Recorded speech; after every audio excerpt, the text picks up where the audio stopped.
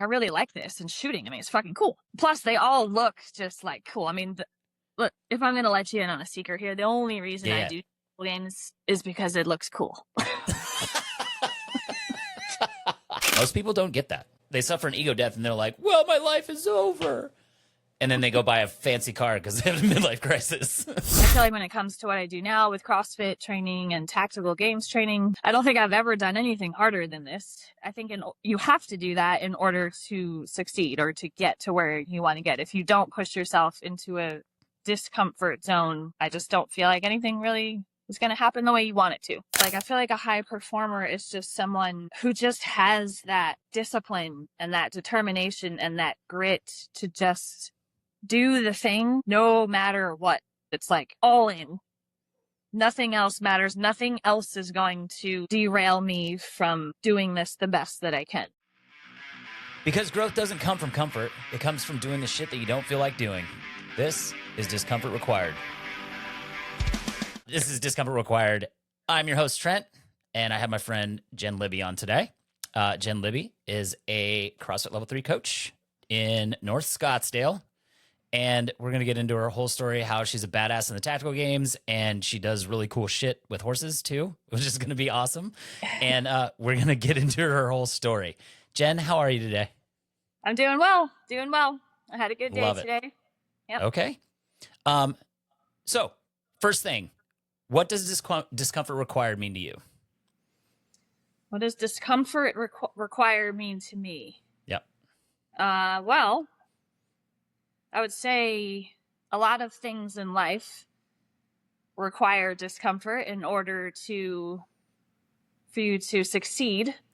And I feel like actually a lot of the things that I've done in my life, so if we go all the way back to when I started competing horses, that was very uncomfortable. It was just long hours, long days, out in all types of weather, trying to not only take care of an animal like 10 times your size, but also communicate with an animal who cannot speak your language, and then trying to get it to go over jumps and do all this stuff. So you need to be kind of in an uncomfortable situation to succeed in that. And then I feel like when it comes to what I do now with CrossFit training and tactical games training, I mean, the training itself is uncomfortable as fuck. I mean, yeah, like, I don't think I've ever done anything harder than this, physicality wise. So, but I think you have to do that in order to succeed or to get to where you want to get. If you don't push yourself into a discomfort zone, I just don't feel like anything really is going to happen the way you want it to. I love that. And I feel the same way, right? I ask that of everybody that comes on. And I love all of the answers because it's always the same, just a different version to getting there, right? So like, I love it. You have to get uncomfortable to grow. If you're not growing, you're dying. And that is just the long story short, right? And I can't even imagine trying to get a horse to do the shit that you want. Because like, personally, I'm scared of horses. And I don't care who knows it. Because A, they're too fucking big. And B, their teeth do not need to be that large. Like, it could bite your head off, literally, if it felt like it. Right? I know they're supposed to be gentle creatures and blah, blah, blah, blah, blah, but like that thing could do some damage. Actually, you know what's funny about their teeth specifically is, yes, they do bite, but for whatever reason, when they bite you, they can't like unlock their jaw to like unbite you. So like, let's say my arm is here, right? Yeah. Here comes their mouth. They go to bite like this, and then it's more of a pinch, so they like pull the skin off instead of just a bite and then an unclamp. No, okay, so that's a new fear unlocked. I don't like that even more. It's not pleasant. A whole bunch of no. Fuck that. Yeah. So they basically like pinch you with their teeth, and it fucking hurts. No. Like I don't get like, so I didn't want to ride him before, and I just don't ride him. Now you really don't want to ride. We took my dog up to my fiance's dad's house, and he lives up by Lake Wenatchee. I don't know if you know where that's at, but it's really, really cool. And we took my dog on a walk, and during the summer they have horses out there, and she saw a horse, and she's like, what the fuck is that thing? And she like usually will like, if she sees another animal, she's going to bark and like be like reactive. She saw the horse and she's like, that thing ain't for me. I got to go. It was awesome. Yep. So what got you into dealing with horses and like trying to train them and stuff? So pretty simple. Back when I was about 9 years old, my mom used to drive me to school. And on the way to school, we would pass this horse farm. And I would see the horses out in their field every morning. And I was just like, I think I want to try riding. It was just kind of like came out of nowhere. Like there was nothing previous. Like my parents weren't into horses. Like nobody else was. It was just kind of like I saw them out in the field and I was like, fuck it, let's try it. So Sweet. My mom signed me up for lessons. It was probably maybe my 5th lesson in. I was on the lunge line, so on like a little circle, you know, controlled by a trainer. And then I was learning how to canter, and I fell off. And I remember my trainer back then, and I remember like feeling scared afterwards and crying and like not wanting to get back on. And my trainer was like, I'm going to stand here all day until you get back on this horse. She's That's like, a good trainer right there. I know. It was. She is. Yeah, she's like, you're not hurt. You're just scared. That's normal. But you're going to get back on this horse and you're going to canter again and you're going to be fine. And I was like, okay.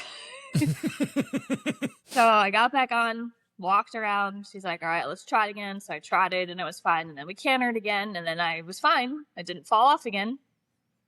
And then I just, from there on, it was just like, okay, let's go. Started taking a lot more lessons, got into competing. And so back then it was kind of like hunter jumper, if you will. That was kind of the style I was riding. So English, but more like hunter jumper English. And then we had to leave that farm and we went to a different farm and they did what's called 3-day eventing. Okay. Had no idea what it was at the time. Just that there were like 3 phases to it: dressage, cross country, and show jumping. So kind of like a triathlon for horses, if you will. Oh, nice. I'm learning all kinds of shit right now. So then, I was on some lessons horses then. I was learning the dressage, learning cross country, learning show jumping. And I was like, this is fucking cool. Like, I feel like I felt like I was kind of good at it back then, even though I was just learning. Like I just had a feel for it. Okay. And then we bought my first horse and then my sister started riding. So the 2 of us were, going at it together. My brother even tried to get into it at one point. He didn't really stick with it though. He went into flying planes instead. I mean, that also seems hard. It actually is. He's responsible for a lot of lives. He's an air traffic controller. Yeah, So, that sounds, so I'm a big fan of not stressing, and that sounds like way too much stress for me, honestly. It's a ton of stress, yeah. But yeah, so I bought my first horse, and my sister got her horse, and then we just started competing in the 3-day eventing sport, if you will. It's an Olympic sport, an equestrian. And then it just went, I don't know if I want to say it went uphill from there or downhill, because it was just, we bought more horses. We ended up getting our own farm. Oh, nice. It just became like a huge thing. I mean, at one point we had 7 horses just between my sister and I.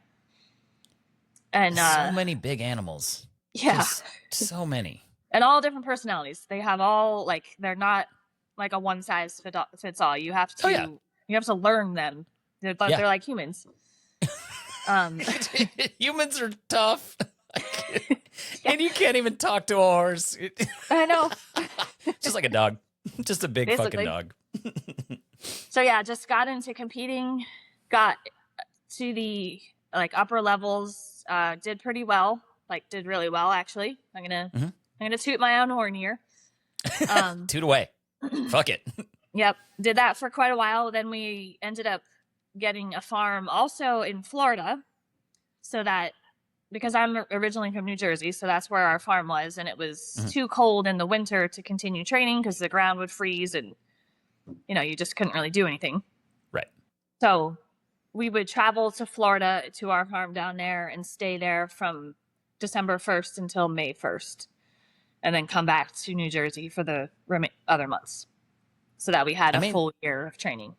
that sounds like a pretty dope setup, honestly. It Like was. 2 Yeah. farms just to do like cool stuff. And like Florida, like we went to Miami and I love hot and humid. I'm like a lizard. That's just like I need the sun warmth and I want to be sweaty. I don't know why. It's a problem. No, I get that. But like me and my fiance went to Miami a couple years ago for my birthday.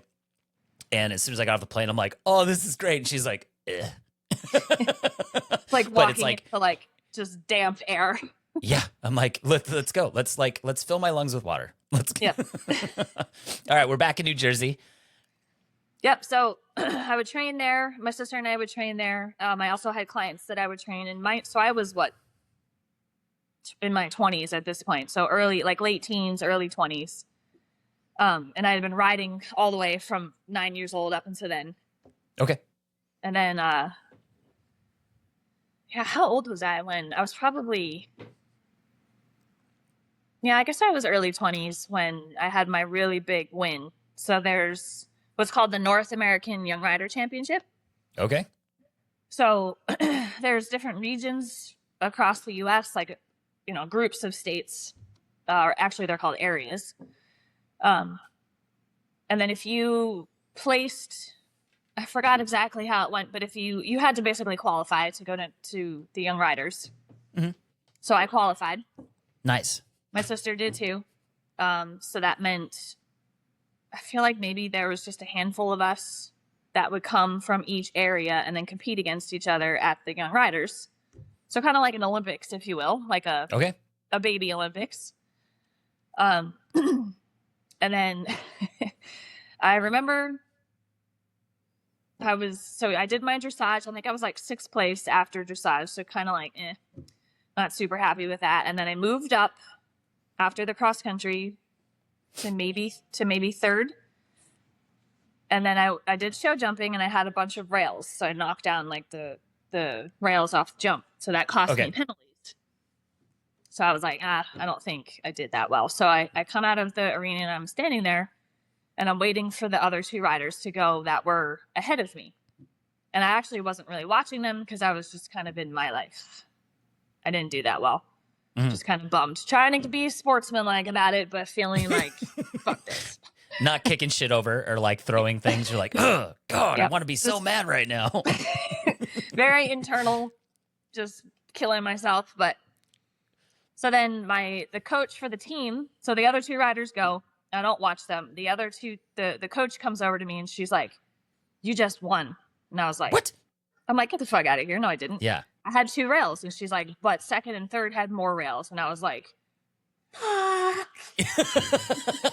now you're kicking shit over and like, and then I was like, look at me. Yeah, let's go. So I won the North American Young Rider National Championship. That's amazing. Congratulations. That's super cool. Thanks. Yeah. Hell so yeah. That was a big deal. I ended up, somebody asked me to write an article about it, which was pretty cool. Then I was famous for a little bit, maybe like a year. Hey, you were famous. That's all that matters, And you won this thing where it's like, that's nationwide. That's cool, right? Yeah. And you get to tell stories about it 20 years later. Which is I remember it too. Like, I just remember that feeling, like when she and the coach came up to me and she was like, you just won. And I was like in disbelief. And then, it was pretty cool. Yeah. Gallop around do like the victory lap, leading the pack. Yeah. Right. Flexing at people. You're like, hey, look at these guns. I just beat everybody. I love it. That's so awesome. Yeah. So did you play any sports or anything, or just the horses? Just the horses. Yeah. Okay. So that was kind of another thing. Like, so I started so young, so it took over a lot of my like after school life. So when I was in, I guess elementary school or grade school, whatever that is, and then going into high school, I didn't have time to do like any school sports because I was doing the horses.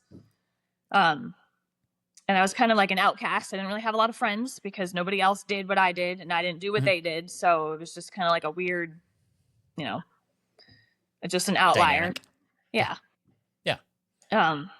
It's funny. I didn't really like notice that back then, but like looking back, I'm like, yeah, I had like one friend in high school. Besides the horse. Besides the horse. Yeah, so no school sports. I didn't go to college because my parents were like, you can decide to Mhm. either continue the horse career and kind of make this a thing, or you can stop the horses and go to college. And I was like, fuck college, we're doing Horses. Yeah. School's dumb. horses. um and like I already kind of had a little bit of a thing going. I had some clients, I was doing well, so I'm like, let's do this. Mhm. And then that continued for about another, we'll say close to 10 years, because it was about when I was 30 that it came to a screeching halt. I mean, it was a Tell family business, and Okay. my parents got divorced, so Ooh, that's tough for yeah, sure. so they funded it all, and my Mhm. sister and I ran it, and then when they split up, the funds stopped. Yeah. I mean, I get it. Like that. I mean, that's a tough situation for sure, no matter how you look at it. I mean, that goes for, you know, business partners or partners or Yeah. anything like that, Mm-hmm. Well, that sucks. Yeah, so we had 7 horses then, so we sold them all. And I actually sold my favorite horse to the Princess of Thailand, What? or the daughter of the Princess of Thailand. Some connection there. I don't know exactly how that was, but yeah, some royalty, So the princess's princess got your horse. basically. I mean, it must be a fucking badass horse then. It's funny because he he was not a good-looking horse. He was kind of ugly to look at. He had this big, like, white face, big old head with, like, wall eyes, like fish eyes. Not really athletically built, just kind of like a whatever horse. But Okay. man, that fucker, he could jump. Whew. God, I haven't talked about this in so long. He would, when I first bought him, the reason that the person was selling him was because he would refuse at the ditch. There was like just a hole in the ground that we would have to jump over. That was part of our course. Mhm. And he would stop at it all the time. And, the owner would try and kept stopping. And then somebody else would try and he just would not jump the ditch. Mhm. And then the owner was like, well, why don't you try? Why don't you see how it goes? So I took him on trial for a little bit, like before I actually bought him. So I had him for maybe like a week or two. Okay. And we had a ditch at our farm. We had a whole like cross country course in our backyard. Basically, we had 80 acres of horse land. Right in the backyard. So we had a whole like slew of jumps, and we had a ditch. So every day, I would train him. I would do my dressage, my jumping in the ring, and then I would go up on the hill, and then I would go over the ditch. And we had like a little baby ditch and then a big one. Mhm. So I would go over the baby ditch first, and same thing. He would stop with me too. And I was like, nope, this fucker, he's not going to get away with this. And I got after him. I mean, I had my crop and I was hitting him, just not letting him turn. I'd be like, you need to go over this today. Yeah. Whether it takes us 30 seconds or 30 hours, however long it takes. It's happening. It's happening.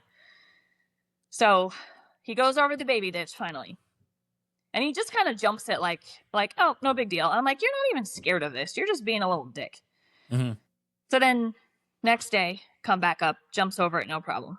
Next day, same thing. And then I go to like the big ditch, jumps over it, no problem. I was like, all right, This guy.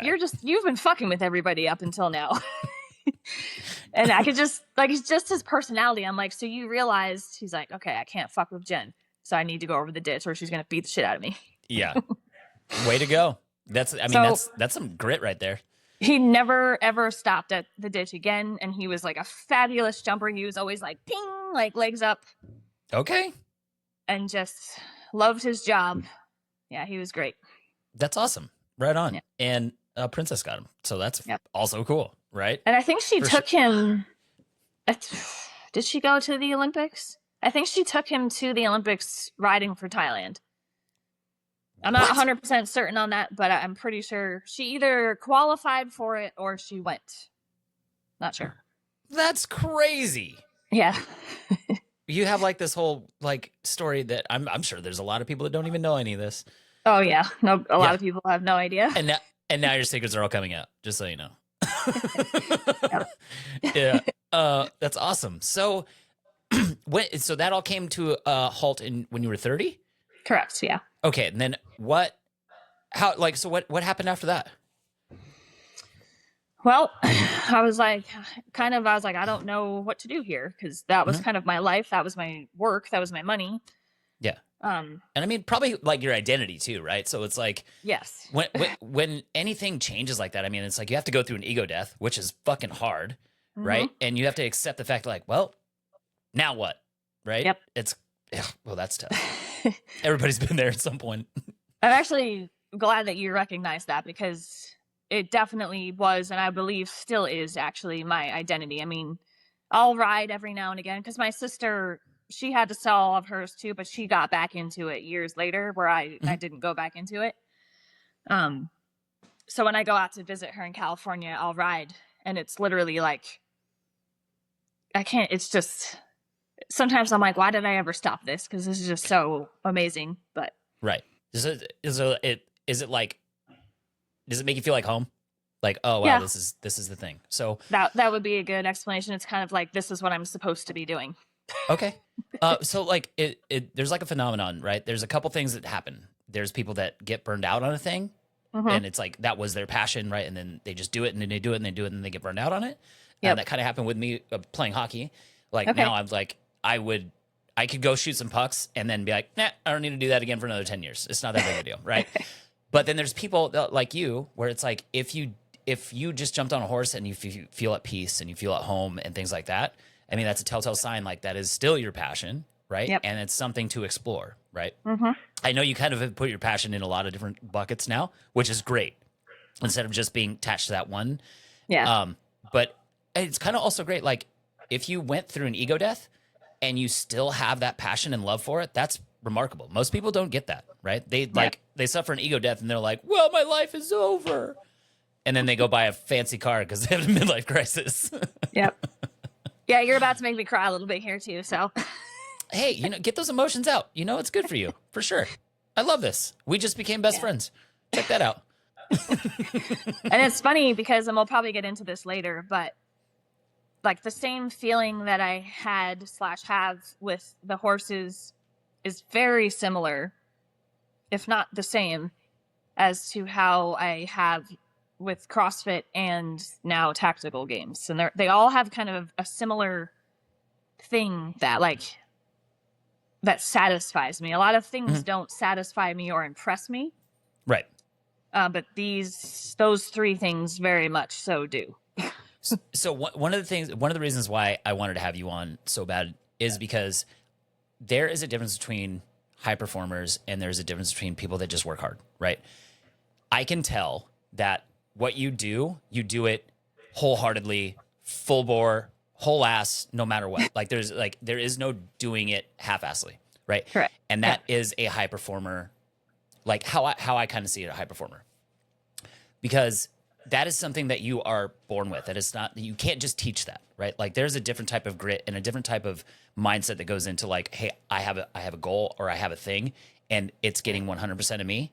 And whatever the outcome is, it is also getting 100% of me. Right. And that's what sets apart a high performer. That's one of the reasons why I want to have you on. So after the horses and everything, what led to CrossFit and like, how did you get to there? So, well, I got into doing like, I don't want to say real work or like a real job because what I did before was real, but like more, we'll say normal type work. So I got into I had an office job. Okay.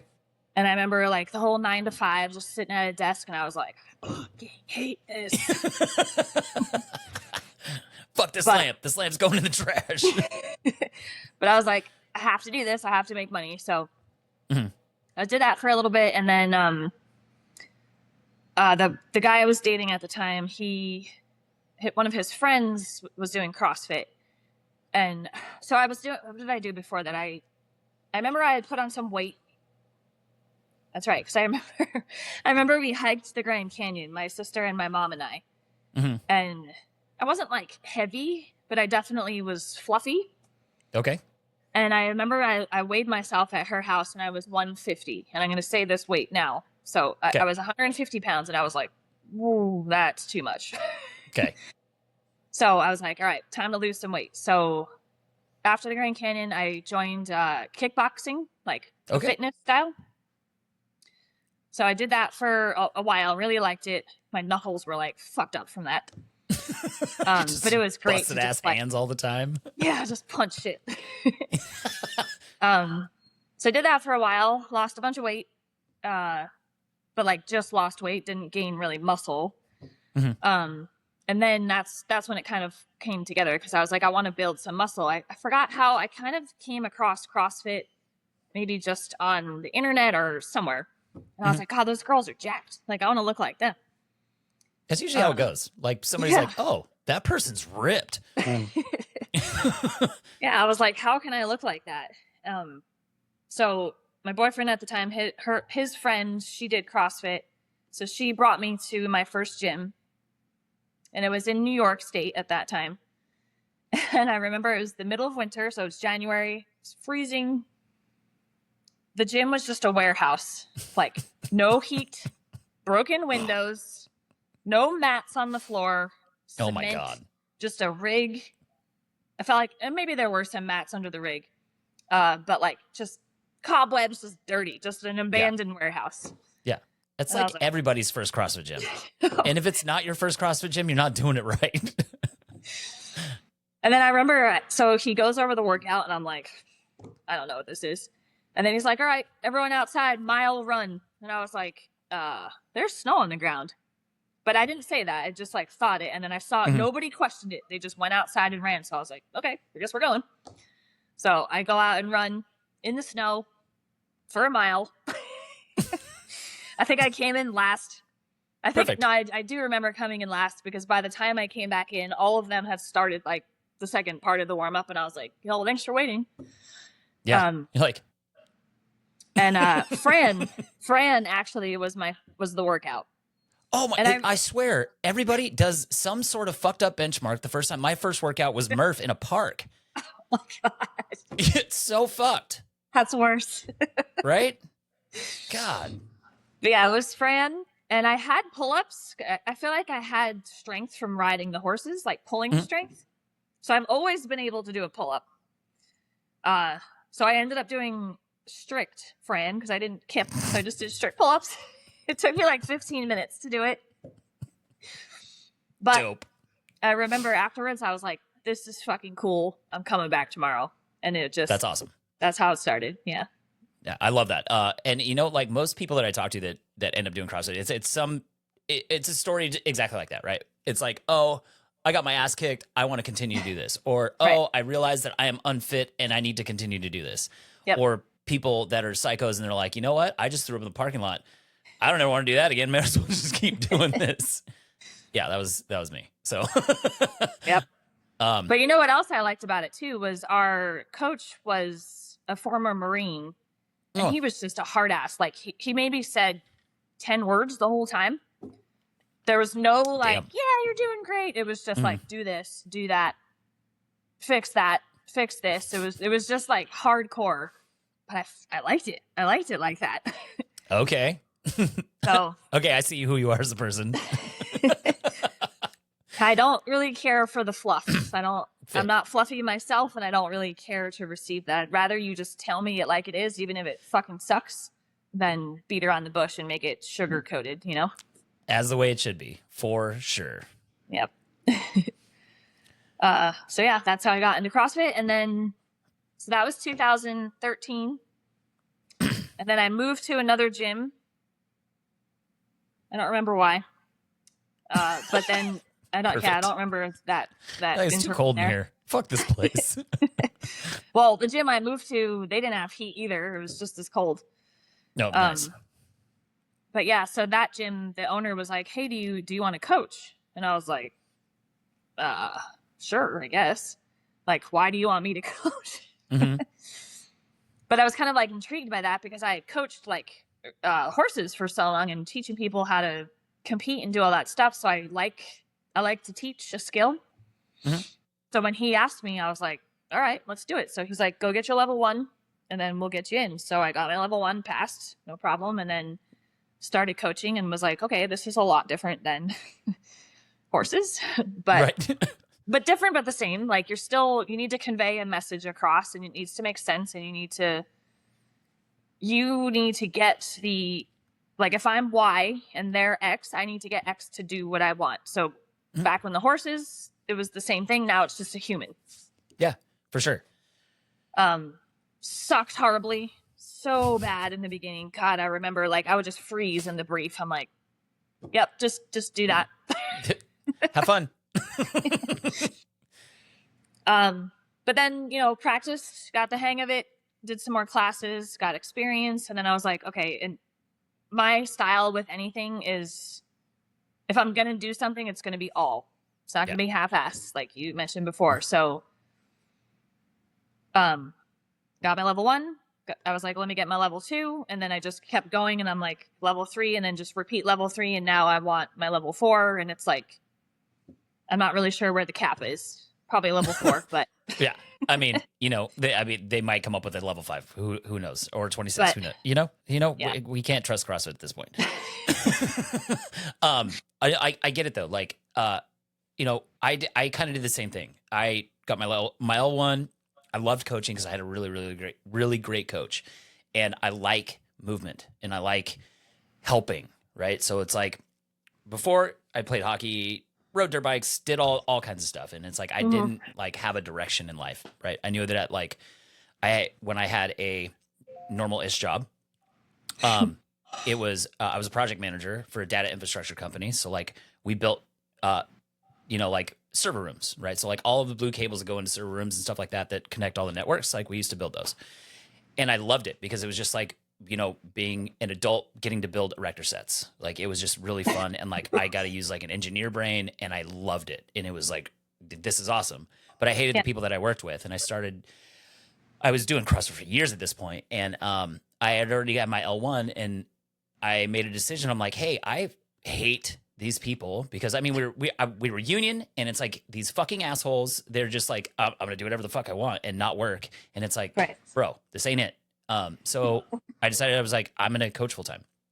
And like, it was such a like change, and it was like uncertain, and it was like, nope, fucking doing it regardless, all in. I learned a lot. And it took a long time to like make this like solidify as my career. But I knew as soon as I started coaching, I'm like, this is what I want to do. Like, this is what I'm meant to help. Right. Yep. And I totally get it. That's like, I bust my ass for my L3, and getting my L4 would be dope for sure. And the new format of how they do it, awesome. Instead of having to fly to a gym and like that, so like, sure, as soon as they open it back up, I'd go for it. But I think it's when you are committed to being a coach and being committed to helping people on that level, it's not the people who have their L1 and just live with their L1. You know what I mean? Yeah. And it's like, it shows considerably the people that take it seriously, which is dope. Yep. So you've been coaching and everything since 2013 or 2014? So 15 was when I officially started coaching. So 11 years. Yeah. A little over 11. Cool. And what year did you get your L3? Was that 19? Okay. Yeah, because we're 2026. I feel like it was 2019. I got that. Right on. That's awesome. Yeah. So I gave you a little bit of rundown of like what I think sets apart a high performer. What is your take on what sets apart a high performer, and what does it take deep down inside? Can you ask me that in a different way? Yeah. So what do you think sets apart a high performer from anybody else that just works hard? Okay. Well, I don't know. Like I don't want this to sound mean. No, don't be like, just be honest, right? Like, just fucking go for it. Yeah. I mean, I just feel like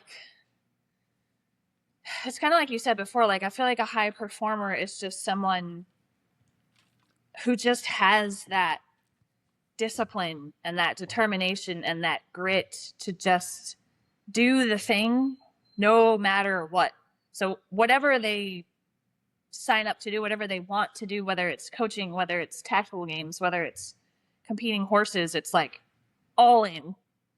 Nothing else matters. Nothing else is going to derail me from doing this the best that I can. Mm-hmm. And then also on top of that, when you're in it, you're definitely going to come across failures. Like you're going to be like going up and then all of a sudden it's going to come back down. And then you're going to come up, and then you're going to down even more. And then it's just this up and down. And maybe this is more it. I feel like when the downs happen, it's almost like a driving factor to be like, oh, no. This is happening. Yes, I recognize it, but it's not going to like turn me away from what I want to do. It's going to make me push like harder toward it, where I feel like others, that's their time to be like, oh, I'm going to give up. It's too hard. I don't like, I'm sucking, you know, they don't want to try to turn that around. So I feel like that would be the big differentiator there. Yeah. And I love that. That is a great answer, a great way to frame it. It's just like, how are you going to get up from failing? Right? Are you going to take it as a lesson, or are you going to take it as, you know, oh, fuck, I need to do something else, right? Yeah. The answer is not you need to do something else if you're really, really passionate about the thing you're doing. So when it comes to CrossFit, right? Like you had a certain drive, you're like, oh, this is going to be the thing that I'm going to do for the rest of my life.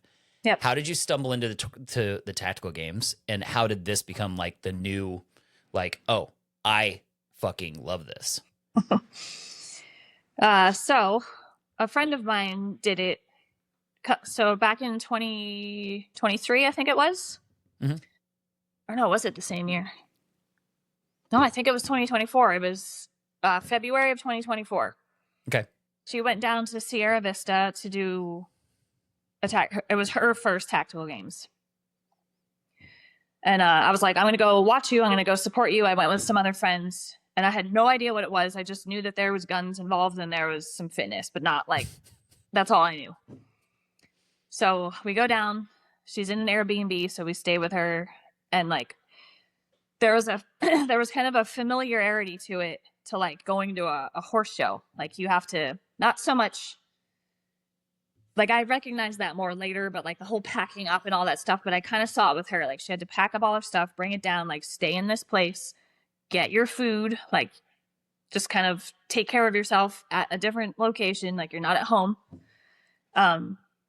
Get up early, go to the event. And then we watched like the check-in and then her do all of her stages. And I was like, hang on real quick. My dog is going to ape shit. Oh, that's yours. I thought it was mine. Yeah. Well, let's just pick up right where you left off, and then we'll be good. Go for it. Yeah. So watching her stages, and like one of them was this rope climb. So she had like her plate carrier on, her belt with her mag pouches, her pistol, like all this stuff on, climbing the rope. And I'm like, God, that's hard to do. Mm-hmm. And then it's like out in the dirt, like she's picking up a sandbag, like throwing it over a bar, and then like going under the bar and getting dirty, and then going to shoot.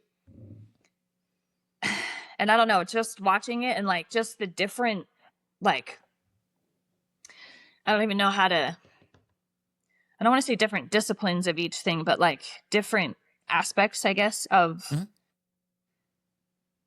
not only being strong enough and fit enough to do the work, but also being like precise enough to shoot and hit the target.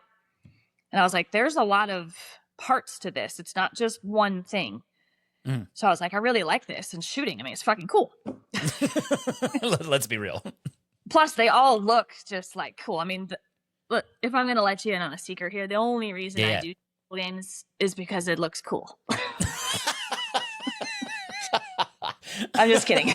I fucking knew it. But that's definitely a part of it. Nice. Right on. But yeah, so I watched her do that, and then I watched her 2 days, and like, you know, we spent time with her that first night, and we're having dinner together, and she's just like telling us about how all the stages felt, and she's so amped about it. And I was like, oh, this is like energizing me. And then watched her the next day, and I don't know, just the outdoor aspect of it, the dirtiness of it, the grittiness of it, the discipline of it. I was like, I want to try this. I like this. I really like this. So that was in February. March, I bought my rifle and my pistol. Nice. I bought all my gear, actually. I asked her, I'm like, what do I need? I want to get into this. And she just sent me a list. So I just bought it all. Give me a list. Yep. Everything's getting bought today.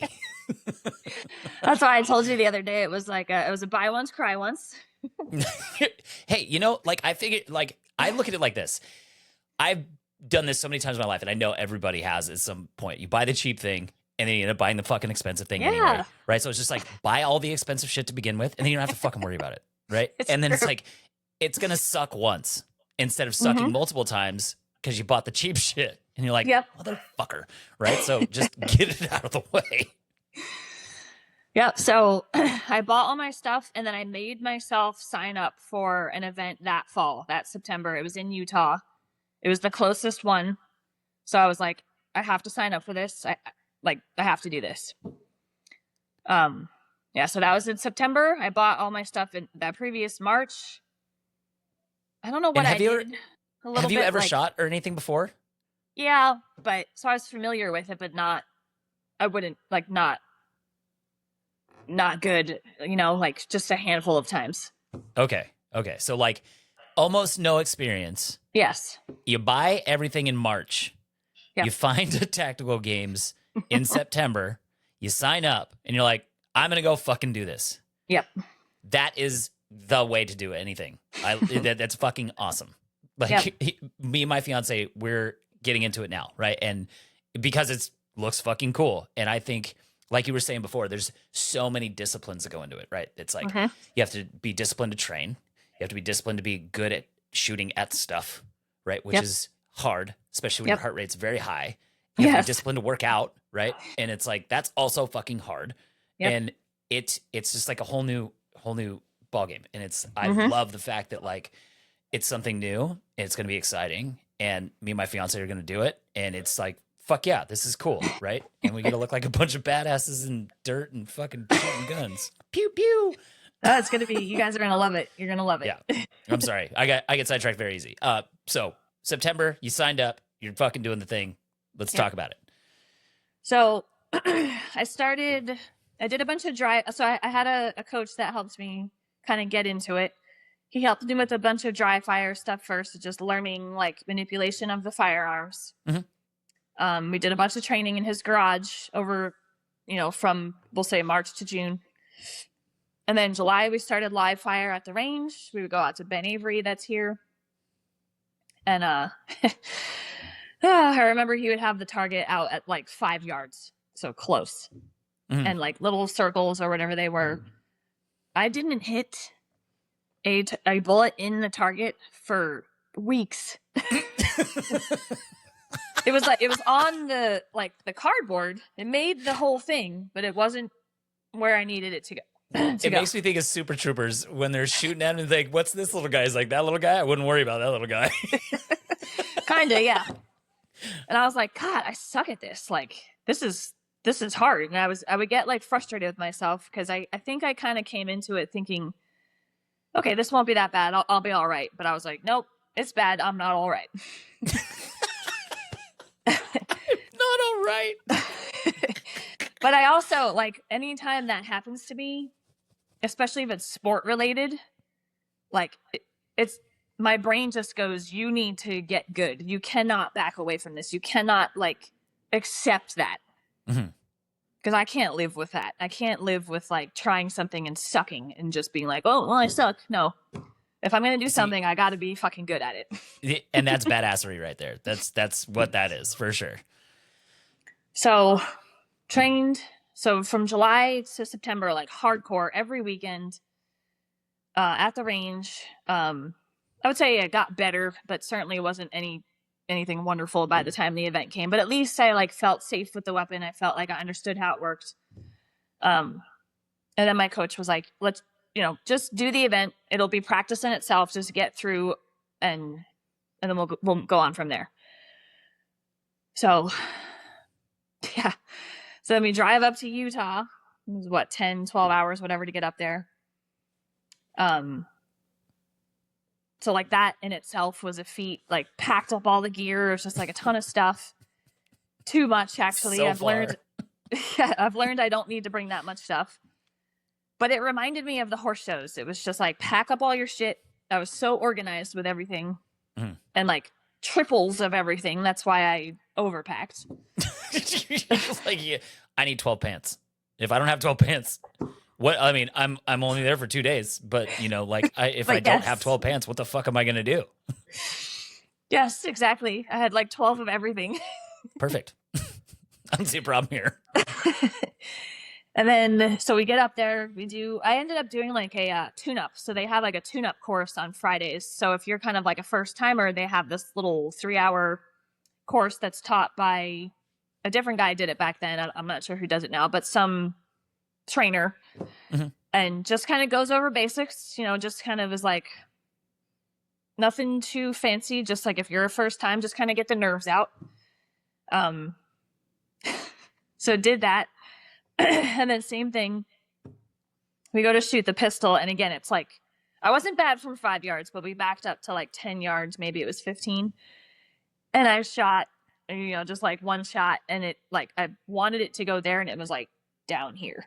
And then the trainer, like he goes from there was probably 10 of us in the class, and he goes from each target, and he's like, okay, this is why that happened, that's why your grouping is like this, that's why your hits or whatever. And then he comes to mine, and he's like looking around. He's like, oh. She's like, well, at least you made the paper. And I was like, yeah. And then he just moved on to the next person. Like, well, at least it hit something. Yeah. So then next morning, early start. I feel like we were up at like 4, which is kind of normal for me anyway. But, and they have like a safety brief. So we all meet in like the center of the place, and Nick Thayer, he's like the boss man, and he welcomes everybody. It's just kind of a cool moment because he's just like standing up high, and you're all just looking at him, and you're like, I don't know, like what's happening right now. And like they play the national anthem, and it's just like, I don't know, it just feels really cool. Like we're all just like we're all in this together. That's so awesome. Yeah. Fuck, I'm looking forward to that. And he always asks, because like, how many people are here for the first time? And you like hands go up every time, like so many hands, first timers, and it's great. Again, he's like, help each other out. Like, yes, you're here competing, but like if somebody needs help them, because you're gonna need it too. So help each other out with whatever they need. So that was at probably 6 a.m. And then we did like our first stage brief not too long after that. And then it's kind of just like figure out what the workout is, like listen to the brief and then go, like, unless you're kind of later in the heats. But if you're the first heat, like there isn't really any warm up. There's no like warm up area. Like, you got to like CrossFit competition, then there's a warm up area. There isn't that. Do some burpees and fucking so you go either, for it. you just do your own shit by your tent, or you don't warm up and whatever. All right. I mean, sending it, fuck it, why not? And my first stage was the rope climb, and I just remember like I did it, like I climbed the rope, and then you'd like go over the bar, like carry the bag over the bar, and then you had to go over the bar a bunch of times, and then you had to go down to the firing line and shoot. And like, I don't know if you've probably seen in my stories and pictures, like that thing that looks like an X, like the trap, the tank trap. Yes, the tank trap. Yep. So that was there, and I had never shot off of that before. That's right, I had never practiced that, so I was like, I don't know how to do this. And it's not stable. Like it's not a secure barricade like you might think it is. Right. So yeah, did that. Finished it. Came, out at the end, and my friend MK, she was in the same heat as me. I just remember we came to each other at the end, and I just like hit her like right in the chest, like with her vest. And I was like, oh my God, like what did I just do? Because that was so amazing. That's so dope. Like, that is awesome.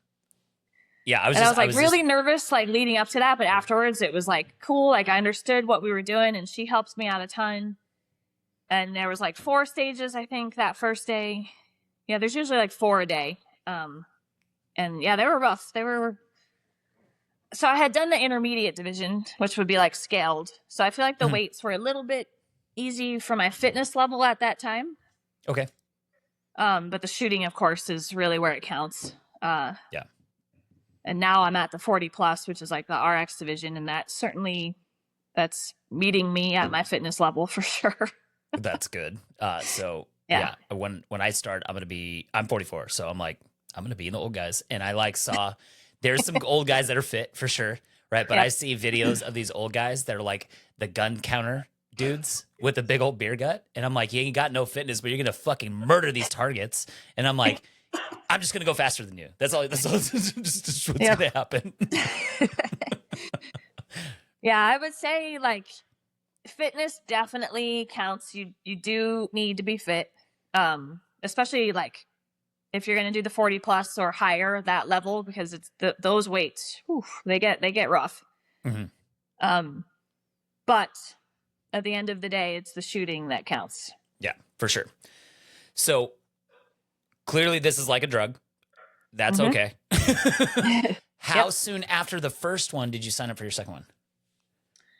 Well, they didn't. So when did they release? They released the next season in October. So October. Okay. You're like, and then immediately, that next as one fast was as possible. February. Yeah. Nice. So how many have you competed in now?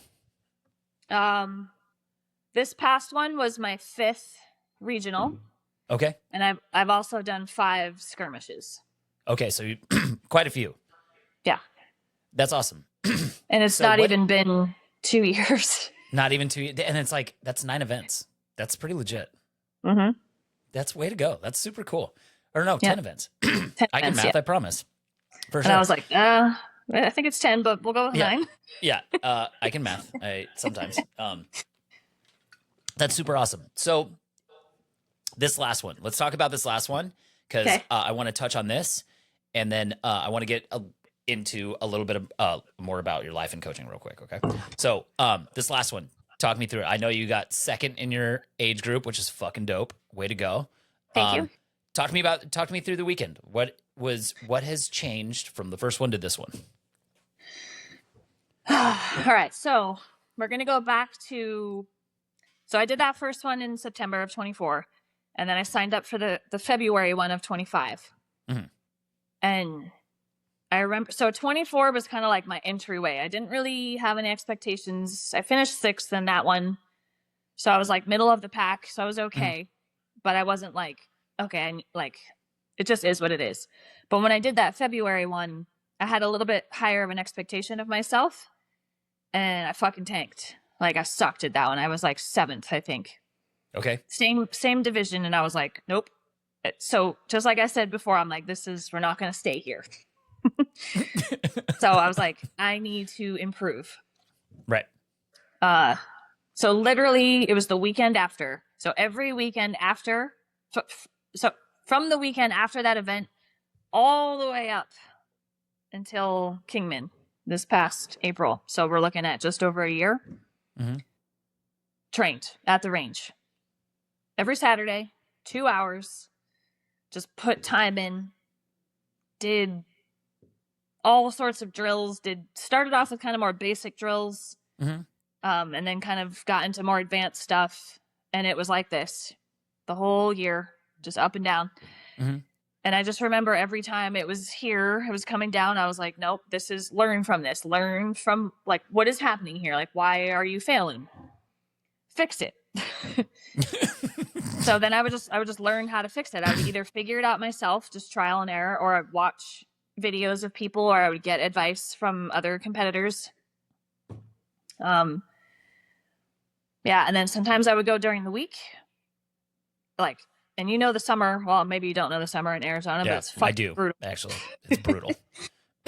Very. But didn't stop me. I would just put on the sunscreen and die out in the heat and just get the work in.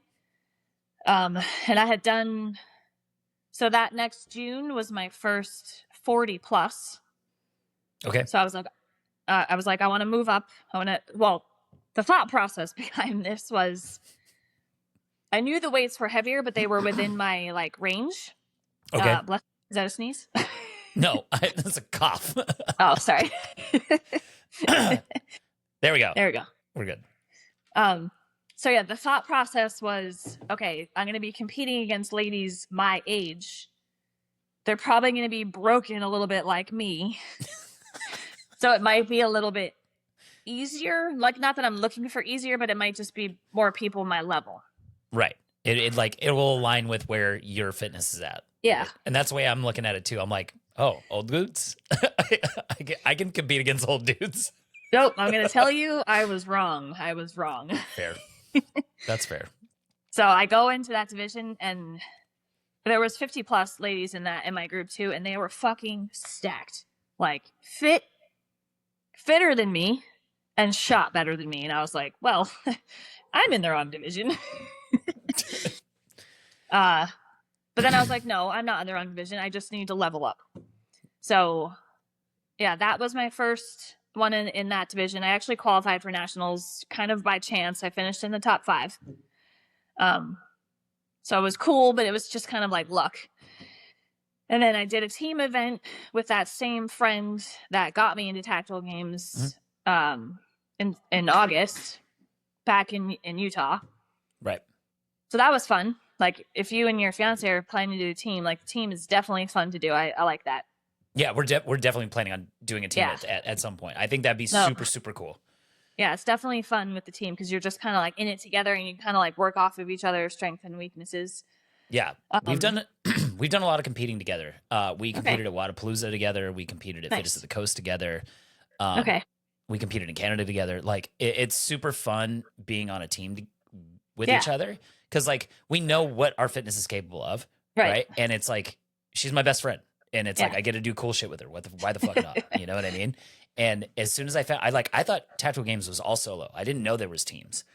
And Nikki, who's one of my athletes, she told me that she was on a team with her husband last year. And I was like, oh shit, seriously? And I'm like, okay, now I just want to do this even more. Like, cause like, I think it's going to be so fucking cool to do this. It's like, I'm so pumped. It's like, I just want to kick shit over. Like, no, you're going to have an awesome time. Yeah. I love it. Love it. So yeah, we did that together. We finished 4th there. And I felt like each of those events I was learning too. Mm-hmm. So also, and still training within all that time. And then, so that was August. Had a little bit of a hiatus in October, November, because we had a Europe trip. That was the only like time I really took off.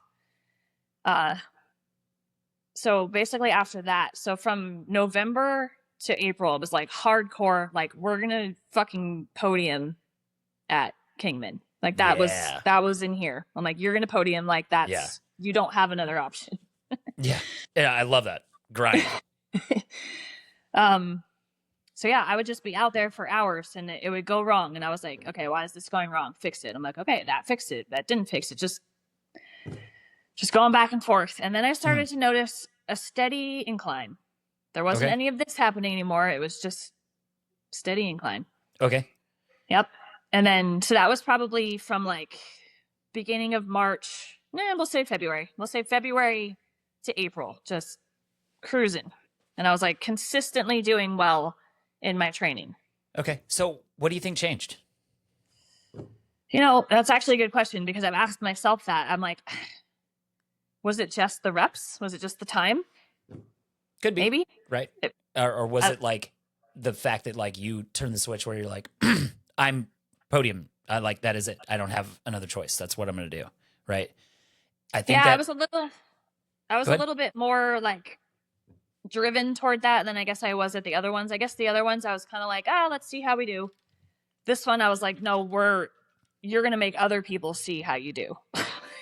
Dope. So maybe just a mindset change that kind of transferred into making sure the hits happened. Mm-hmm. And then, and then it paid off in Kingman because... Hell yeah. Yeah. That's great. Second place is dead. That's no joke. I'm super proud of you. That's fucking awesome. Well, it's I appreciate that, but I'm also, here's like the high performer in me. I was first on Saturday. Mm. going into Sunday. Yeah, so I Yeah. was first on Saturday, and I remember, so there was no signal there all day, so I didn't know how I had done because there was no scores up. But I was like, I know I won that stage, and I feel like I did pretty well in some of these other ones, but I wasn't sure. Mm-hmm. And then we got back to the Airbnb, and then they posted it, and I was like, what is happening? And I was like, my name is the first. It's first line. So I was like, okay, it's working. But then I was like, oh my God, the pressure. Yeah, for sure. And then just to add a little information, like I have grade 4 arthritis in my knee, which is a fancy way of saying I don't have a whole lot of cartilage under my kneecap, so there's not a whole lot of cushion in there. That's brutal. So any type of like high impact, so running, box jumps, double unders, just any type of jumping and running will bruise my kneecap to the point, and I won't feel it in the moment. I will feel it afterwards, and then it will very much hurt for months after that. Yeah, that sucks. So I don't do box jumps. I don't do double unders. I barely run. I run just enough to be able to be run fit in these in these competitions. But so Saturday going into Sunday had a run, and I was like, fuck me. Yeah. Damn it. So I was like, I know I'm not going to win that one because I'm going to be slower. Right. So I'm like, I have to win other ones so that I can keep it, because we were only like 10 points apart. Mm-hmm. So the first stage was a long distance off this like funky snake barricade. Sucked. It was windy. It didn't go well. I was like third in that. And then the next stage was the ski erg and the step over one. I did win that one. Good. And I had a feeling, because I was like, I was shooting through the barricade. So rewind also, part of my training, my boyfriend built me a tank trap to have here at the house, and the 3-port with the slots, so that I could just practice positional work here at home. So just dry fire. So I spend a lot of time doing that as well. Yeah. And I've seen your videos of that, and it's like I was just telling my fiance that I'm going to build both of those things today. Like, so it's like seeing you go through all of the different trainings to figure out this tank trap thing was hilarious, by the way. But you got it down, so that's rad. Yeah, because that was another thing. Like the first time that 3-port, it came up in a skirmish. Okay. And I was like, okay, I was trying to angle, and I'm like, I cannot see shit through this. My optic was just black. Perfect. And it was because I was just not in the right position. Mm-hmm. So literally shooting in the dark. So I had him build one for me, and he built the trap too. And then like probably once a week. So after I would come home from the gym, I would just get out there with my guns and then just practice position. I was like, okay, I can see it. Oh, I can't see it. I would just trial and error. And then finally it got to a point where I just knew what position to get into. Yeah. So I didn't have to guess. It was just, okay, this is what I need to do when I get to this barricade. Yeah. So here's a question. Did your neighbors freak the fuck out because you had your AR in the backyard? No, I mean, luckily we've got like a cement wall kind of around, so nobody can see. Okay, so you have a wall around your backyard. Yeah. And out there just playing with your AR. I love that for you. That's amazing. I'm trying to think about like how we're gonna be able to train, and it's like I might have to put like an orange tip on the tip of it, and like I don't know, maybe out in the yard. I have no fucking idea. Or we're just gonna have to go to the gym, and we're gonna have to do it inside the gym, and I'm gonna have to turn off the keypad lock so people can't come in. Yeah. Okay. You could definitely do that. What about your garage? So my garage you can't even fit a car in it. It's so tiny. Okay. Like Seattle's a special place. Let's just say that. Yeah. Yeah. So I I'm mean, gonna get creative. I'll figure it out one way or another. Like I always figure everything out. It's gonna happen. so you guys own the gym. No, we don't own the gym. So I was managing this gym. And since I have a lot of remote clients and personal training clients and things like that, I took a step back so that I had more time to focus on that and then really try to build my business. And that's what RAR is all about, right? So I'm really fortunate that I have some really, really great athletes and I get to coach them. And it's really rewarding that, you know, we click and we get to do these things. So I started peeling my hours back and peeling my hours back and peeling my hours back. But like, if I were to ask Chris, the owner, he'd be like, yeah, that's fine. Right. And I would just turn off the lock so nobody can come in. And I'm just like, they're like, why is Trent's truck here? And it doesn't fucking matter. I'm inside doing stuff. It doesn't matter. Yeah. Cause I was part owner of a gym in downtown Seattle, but we ended up closing it in 24 because downtown Seattle really never bounced back after COVID. Okay. And we were paying $12,000 a month in rent, and we only had 1,900 usable square feet. Oh wow. Yeah, not the best business decision, but you know, we tried to make it work as best we could. And yeah, we were just like, we can't do it. We just couldn't do it anymore. So even if we did do it there, it was all glass windows in front, so it wouldn't fucking work. And people in Seattle, they're like, the SWAT team would be there. Just what's happened. So yeah, Arizona is a lot less, is a lot more free when it comes to that. Most every place is like that except here. Yeah. And California. Yeah. Yep. Which is odd because they just started a skirmish in California, which I thought was kind of strange, but yeah, actually Nikki just competed at that at the middle of March. Yep. Mm-hmm. Yeah. She just competed at that, and that was her first solo one. Her husband signed her up in Elite, and she's like, "The fuck." But it turns out her fitness is like she did well, right? Yeah. So like that's awesome. And she also did Elite when she went down to Kingsman. So okay, nice, yeah. I think because of my knee, I also have a bulging disc in my back, lower back, L4, L5, and I have scoliosis in my lower back. So doing the Elite weights ain't gonna happen. Yeah, and it sounds heavy, right? Like I was watching a YouTube video of, I think it was Nationals last year, and Jacob Hebner picking up the 250-pound sandbag. I'm like, bro, no, I'm not. Like, why? There's no point to do that. I know. Zero. It's so heavy. You know, like 150-pound sandbag's heavy. Like, yes. There's no point in lifting 100 more pounds than that. Come on. It's very heavy. So with as much as you coach and as much personal training and things like that, how do you compartmentalize working with your clients and giving them a high level of care and training, home life, and all the other stuff that you do all at once? Well, I is tired. That's probably the best answer I've ever heard to that question. I is tired. I don't know. I just kind of do it. Like, I mean, I make my schedule. So I've got classes that I coach 2 days a week. I teach the morning, like the 5:30, 6:30. So I'm up early. Mm-hmm. And then I have, so my teaching hours are from, we'll say 5:30 until 1 o'clock. So I'm done at 1. So the whole morning is coaching. Mm. And then usually from like 1 to 3 is my training. And then I come home. I mean, Joe's great. He's just kind of like, sometimes I need to come home and just like stare at the wall and not talk, not listen to, like, I don't want to hear anything. Mm-hmm. And he's good about just giving me that. And I'm on a little bit of a, like, we're on just kind of odd schedule. So it's tough sometimes because I'm up at 3:30 in the morning. Mm-hmm. So I work. So I'm done at the gym by then 3 p.m. I'll have dinner and then at 4.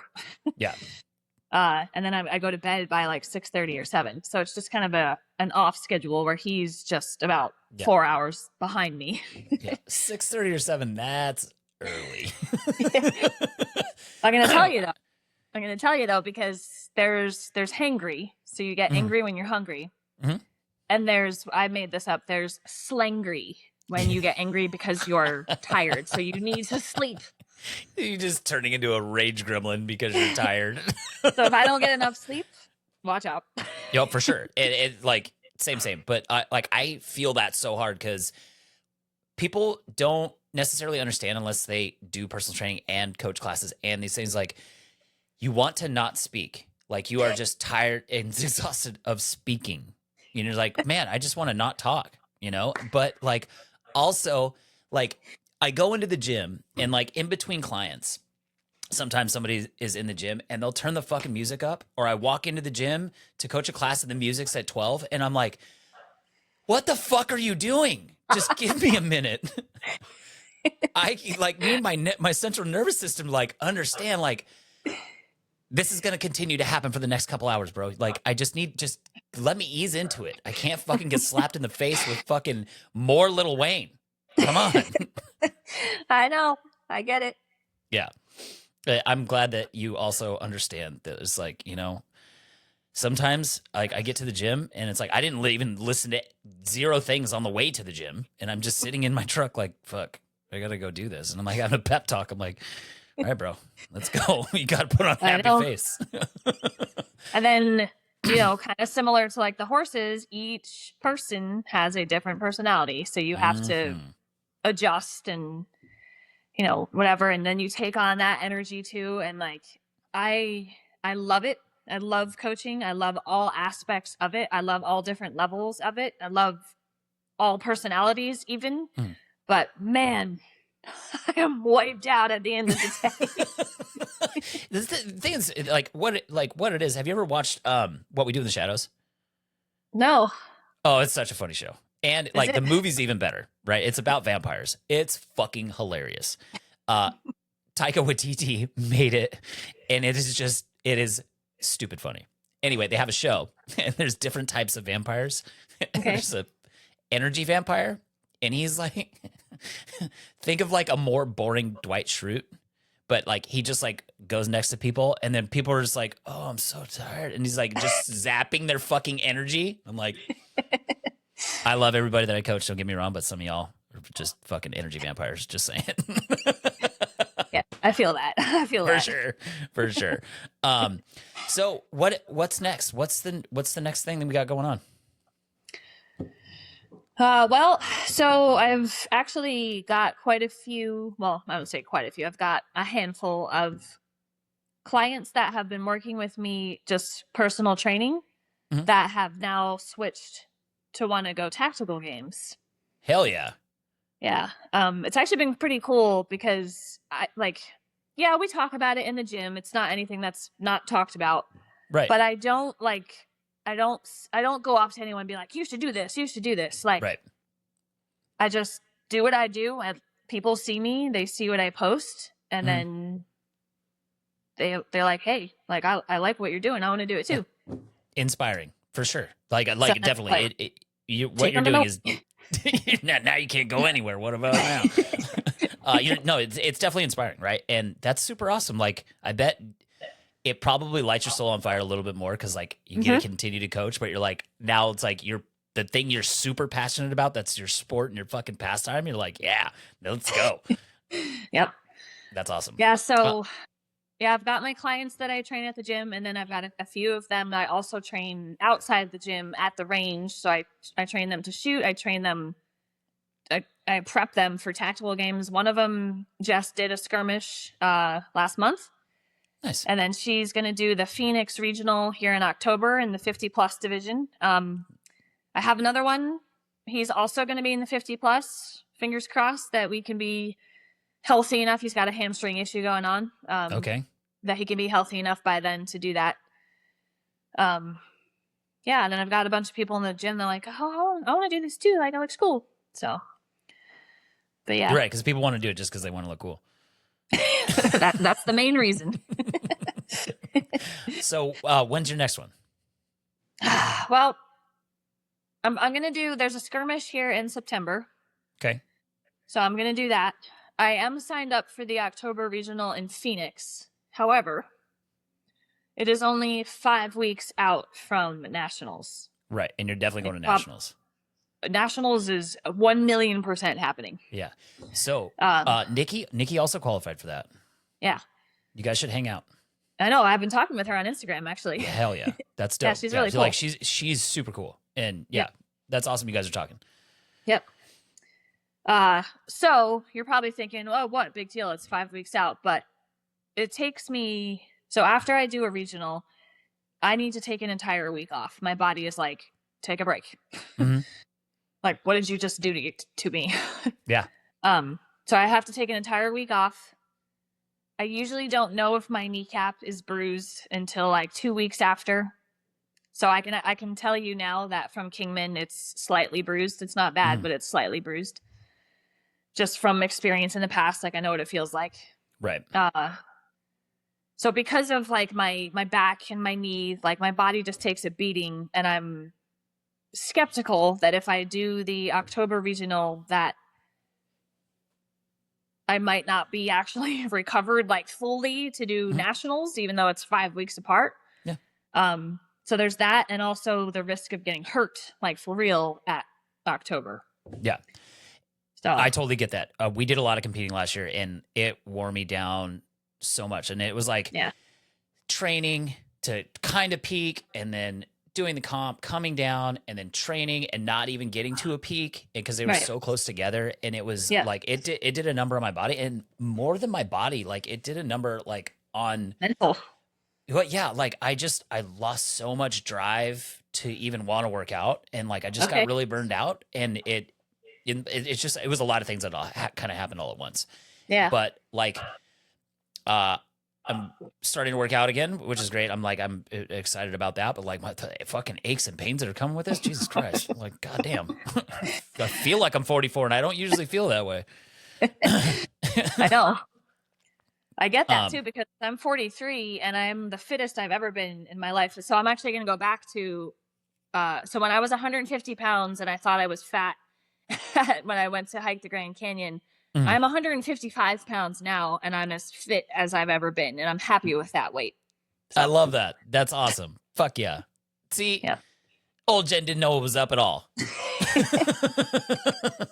Hey, you just got to replace it with muscle. That's it. 100%. Like, yeah, like muscles win every time. Yes. For sure. Jen, I cannot thank you enough for coming on and hanging out with me for an hour and a half. You've been absolutely awesome. Yeah, this has been great. So if you could give advice, this will be the last thing. If you could give advice to somebody who's starting the tactical games, what would you say to them? I would say, this is where I wish I had read your questions beforehand. This one wasn't even on there. This one just it wasn't. Just going for it. Yeah.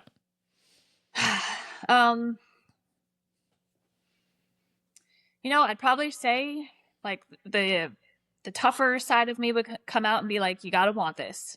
Like if you see this and you're like, hey, this looks cool, I want to do it. Like you have to want it like from here. This can't be like I'm just going to like half train. I'll just shoot every now and again. I'll just kind of half-ass it. Like, nope. If you're going to do this, you have to want to do it, and you have to want to train. And if you have that, then everything else will work out. Fuck yeah. That's awesome. I love that. That's like definitely inspiring for sure. Yeah. Again, thank you so much for being on. I really, really appreciate you. I would love to get on another episode to talk just tactical games and like prepping somebody for it. We'll probably do that in a little bit. I'll reach out and we'll chat about it and stuff.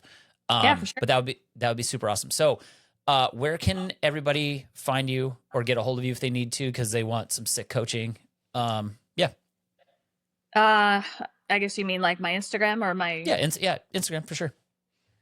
So my personal, I have 2 Instagrams, but the one where I post more of my tactical training is Jen, JEN _ Libby, LIBBY. Okay. So if DM me on there. I get a lot of people that message me asking questions. There's no such thing as a stupid question. I know people are like, oh, this is a dumb question. Nope. You can ask me how to put a bullet in the magazine. You can ask me that, and I will help you. Hell yeah. I love that. That's awesome. Sweet. again, thank you, Jen. And I hope that you have an awesome rest of your day. Yeah, thanks for having me. Appreciate you.